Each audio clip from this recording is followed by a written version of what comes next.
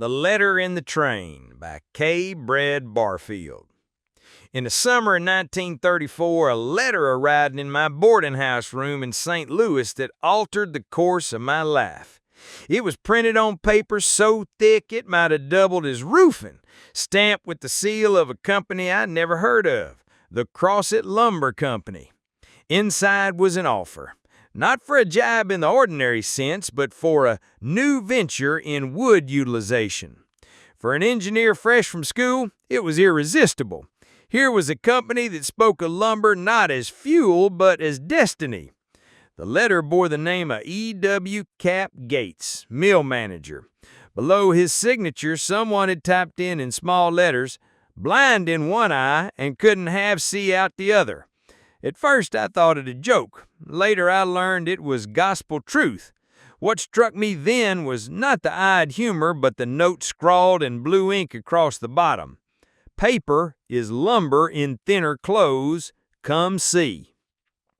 My life until that moment had been ordered and predictable. I worked with an engineering firm that designed equipment for paper mills, sharpening pencils, calculating stresses, and balancing ledgers with the precision of a watchmaker. I liked routine, valves opening on time, gears meshing without protest. My landlady raised the rent. My mother warned me Arkansas was snake and swamp country, and my father said a mill town would make a man of me. I packed my slide rule, ledger, and 3 pressed pairs of trousers and boarded the Sunshine Special. The train was a marvel of modernity, air-conditioned and proud of it. Billboards along the Missouri Pacific route promised 70 degrees in the sunshine when it's 100 in the shade. Inside, men wore suits, women wore hats, and iced lemonade clinked in dining car glasses, while outside the fields of cotton stood in drought, skeletal and starved. Arkansas was the poorest state in the Union, and yet here I was, moving in refrigerated comfort past men too weary to swat flies from their mules. I scribbled in my notebook.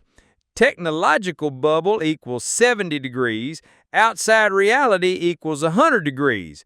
Possible metaphor. The Sunshine Special carried not just passengers, but stories. Salesmen, teachers, and drummers headed south filled the car with talk. One man swore that Crossett's log pine was so deep it connected to the Gulf of Mexico. Throw in a pine knot today and it washed ashore at Galveston tomorrow. Another claimed Crossett's cows wandered Main Street at dusk, grazing in front of the Masonic Lodge until the mill whistle called them home. I assumed it was exaggeration, but Arkansas has a way of making tall tales true in their own peculiar fashion. By the time we reached Monticello, I was ready for anything. The depot there was brick, dignified, and sticky with heat. It was also the end of the line for the Missouri Pacific. Waiting on the sidetrack was the Ashley, Drew, and Northern, Crossett's company railroad.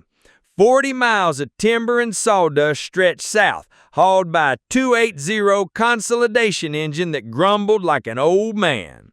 The passenger accommodations were an afterthought. A battered combine car with wooden benches, a cold potbelly stove, and windows that opened only by persuasion. The slack action of the train slammed us against the seats with every start, a reminder that passengers existed at the mercy of freight. Reading was impossible. Writing required the balance of a draftsman. Yet to my engineer's ear, the clanking rides and straining drivers were music. Crossett was not elegant, but it was in motion. At Fountain Hill, a man leaned across the aisle and said, "Cap Gates can smell board feet. Says the mill puts out a bazillion a day." When I pointed out that bazillion was not a real number, he replied, "It is in Crosset." By dusk, we rolled into a yard heavy with logs, switchmen waving lanterns, and the tang of resin thick in the air. The Rose Inn stood proud on Main Street, brick and busy, rebuilt after fire. A rooster crowed somewhere in the wrong direction. Men nodded, women shushed children, and I realized the story about Crossett's timekeeper was not fable after all. That first night in town, I wrote to my sister. Crossett is orderly in its disorder. I arrived in a passenger coach disguised as freight.